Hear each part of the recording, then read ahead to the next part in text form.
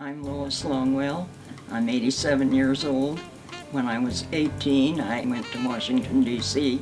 to work for the FBI. I got a telegram from J. Edgar Hoover offering me the job, and the salary was $1,440 a year. I entered a class where to learn how to classify fingerprints, which the remainder of my time in Washington is what I did. And you count the ridges and trace them from one side of the fingerprint to the other. And one time they gave us the opportunity to go through J. Edgar Hoover's office and shake his hand. And another time there was this girl come up to me, and she just kind of stood out in the crowd and looked a little different than anybody else. She asked me if I liked my job, and I said, "Oh, it's okay." And she said, "Well, I don't like it. I'd rather get in where it's more confidential."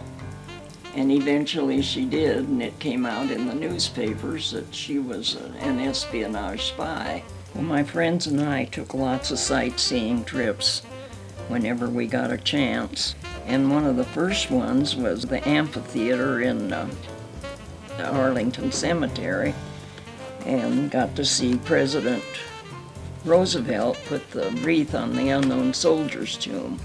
I went in October of '42 and came home in September of '45. My mother needed me at that time. She was going to have some surgery. And while I was home, I met Mr. Wright, and I had to send a telegram to J. Edgar Hoover to tell him that I wasn't coming back. When I went back there a few years ago, we went to the armory. Things had changed. There were trucks parked in there and no fingerprint files anymore. The fingerprint files had all been moved to another place, and now, with the technology, they're not even classified by hand anymore. Not many young people go so far from their homes like Longwell did. She thought it was a wonderful life experience and wants to give young people some words of wisdom. I would advise them to be a little more worldly than I was.